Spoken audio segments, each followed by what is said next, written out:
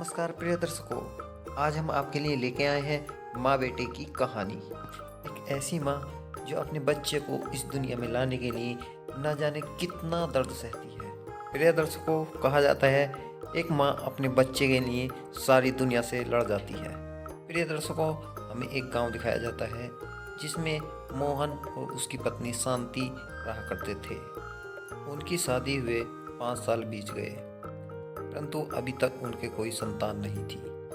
वह इस बात से चिंतित रहने लगे कि हमें बुढ़ापे में सहारा कौन देगा। प्रिय सज्जनों, हर किसी की यही इच्छा रहती है कि शादी के बाद वह अपने बच्चे को गोद खिलाए। शांति एक दिन एक डॉक्टर के पास गई और बोली, डॉक्टर साहब, हमारी शादी को 5 साल बीत चुके हैं, परंतु अभी तक हमें संतान की प्राप्ति नहीं हुई। डॉक्टर ने कुछ दवाइयाँ लिखी और बोले, आप इन दवाइयों का सेवन प्रतिदिन करना, आपको संतान की प्राप्ति जरूर होगी। प्रिय सज्जनों, शांति को कुछ समय बाद एक संतान की प्राप्ति हुई जो एक लड़का था, और इस बात को सुनकर शांति मन ही मन बहुत खुश हुई। परंतु बच्चे में एक कमी थी, वह एक आंख से काना था। इस बात को सुनकर शांति को बहुत दुख हुआ। प्रिय सज्जनों, शांति को दुखी होते देखकर डॉक्टर ने कहा कि आप घबराइए मत, आपका बेटा ठीक हो सकता है।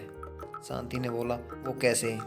डॉक्टर साहब ने कहा कि यदि आप इसको कुछ समय के बाद इसका ऑपरेशन कराकर अपनी एक आंख अपने बेटे को दान कर दें तो शायद आपका बेटा दोनों आंखों से देख सकता है। इस बात को सुनकर शांति के पति ने साफ साफ मना कर दिया था कि मैं अपनी आंख नहीं दूंगा। प्रिय सज्जनों, कुछ समय के बाद शांति ने ऑपरेशन कराकर अपनी एक आंख अपने बेटे को डलवा दी। अब उसका बेटा दोनों आंखों से देख सकता है। इस बात से उसकी माँ बहुत खुश थी। प्रिय सज्जनों, पढ़ लिख कर कुछ समय के बाद उसका बेटा बड़ा अफसर बन गया और बाहर दूर शहर में रहने लगा। इस बीच उसके पिता भी नहीं रहे और अब उसकी माँ भी अकेली रहने लगी। माँ ने खत लिखा और पूछा कि बेटा घर कब आ रहे हो? तो बेटे ने जवाब दिया, मैं बहुत जल्द घर आ रहा हूँ। प्रिय सज्जनों, बेटा अभी भी घर नहीं आया। माँ ने फिर से खत लिखा और पूछा कि बेटा कब आ रहे हो? बेटे ने जवाब में लिखा कि माँ, मैंने शादी कर ली है, मैं अपनी बीवी के साथ बहुत खुश हूँ। इस बात को सुनकर माँ और खुश हो गई, एक तरह से दुखी भी हुई कि मेरे बगैर बताए बेटे ने शादी कर ली। अब उसकी माँ को अपनी बहू से मिलने की तलब लगने लगी। प्रिय सज्जनों, माँ ने सोचा कि क्यों ना मैं ही अपने बेटे से मिल आऊँ, और वह अपने बेटे से मिलने दूर शहर चली गई। वहाँ पर जाकर देखा उसके बेटे का घर बहुत बड़ा था। वह देखकर कुछ देर देखती ही रह गई कि मेरे बेटे ने इतना बड़ा घर बना लिया और घर बसा भी लिया, पर मुझे बुलाया नहीं।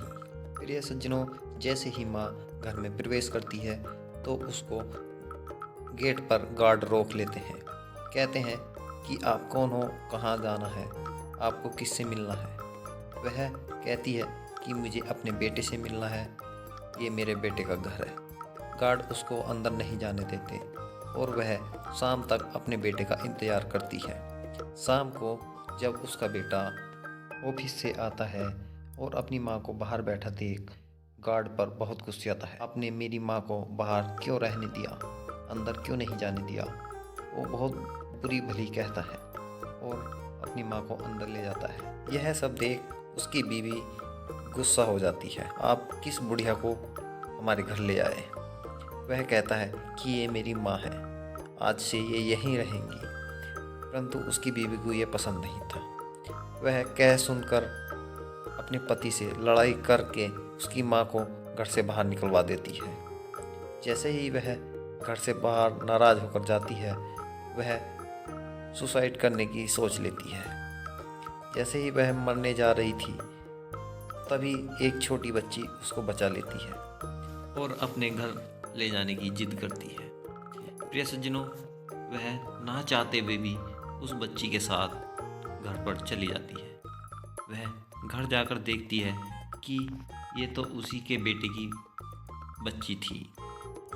वह इस बात को देख बहुत खुश होती है, परंतु वह बच्ची से मना करती है कि बेटी, मेरा इस घर में जाना मना है, आपकी माँ लड़ेंगी।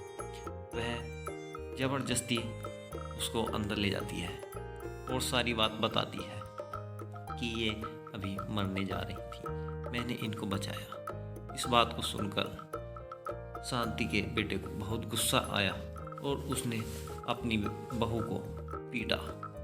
कहा कि तेरी वजह से अभी मेरी माँ को मरने जाना पड़ा और आज के बाद तुझको जाना हो जा, मेरी माँ यहीं रहेंगी। इस बात को सुनकर छोटी सी बच्ची बोली, ये मेरी दादी माँ है और आज से यहीं रहेंगी।